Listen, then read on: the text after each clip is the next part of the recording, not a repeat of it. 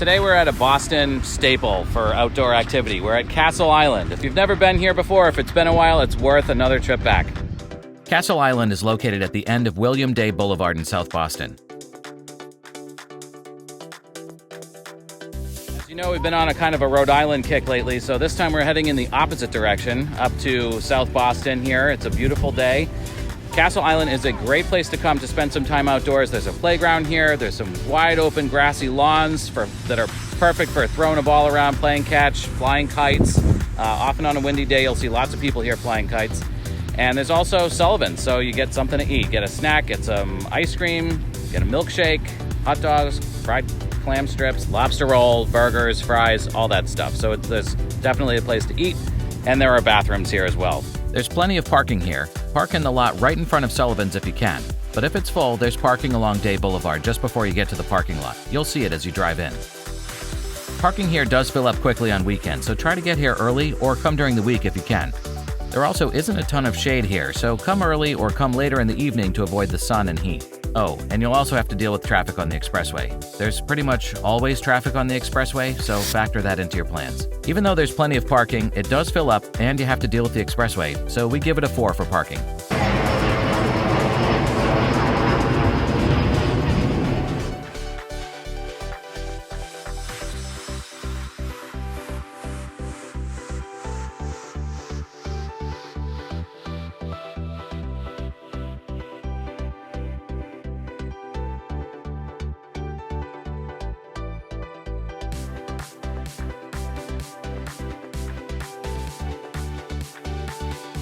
The area around Fort Independence is fairly small. The playground is nice, the views are amazing, and the open lawns are great for flying kites or throwing a frisbee.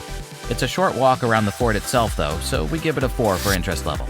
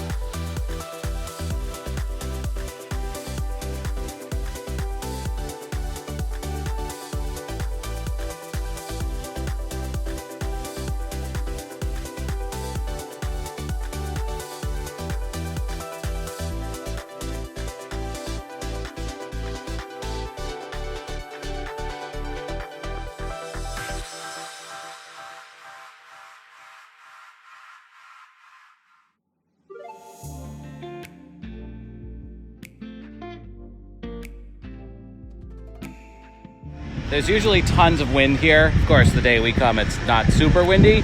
We did get the kites up a few times, but there wasn't enough wind to really sustain them, so it got a little frustrating. But usually you're in good luck. You have good luck if you come here. It's usually windy all the time, but you might want to check the weather. I don't know if there's a way to specifically look at how windy it is here at Castle Island, but if it is a windy day, definitely bring a kite if you've got one, because this is a great spot to fly one.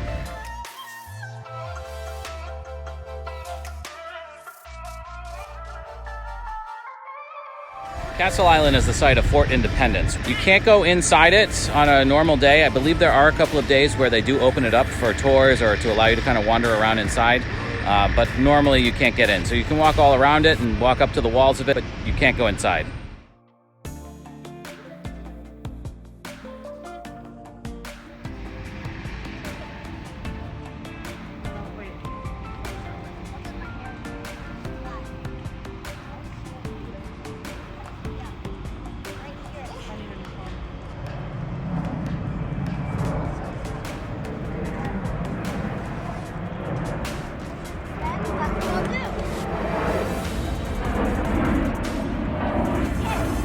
Geek like me, this is a great place to come plane spotting with planes either taking off or landing out of Logan Airport.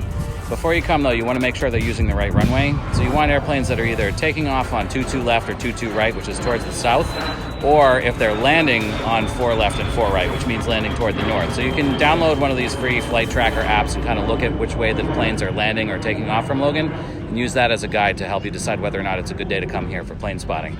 But if they're taking off or landing on either of those two runways, then it's definitely a good view from here. You can't get lost here, and the paths are paved, making them stroller and wheelchair accessible.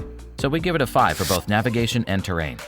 Dogs must be leashed, but are welcome here as well. And no trip to Castle Island is complete without a stop at Sullivan's.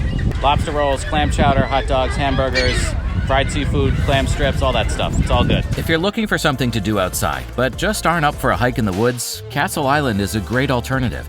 Just make sure to time your visit to avoid as much traffic as you can. And bring some money for Sullivan's or pack a picnic.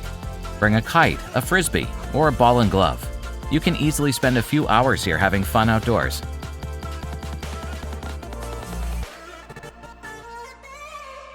Continue exploring with us by clicking on one of these great videos. At South Shore Family Adventures, we're on a mission to share the best hiking trails and adventures the South Shore has to offer. If you have a suggestion for a place we should check out, leave us a comment below. Don't forget to like and subscribe, and thanks for watching. We'll see you in the next video.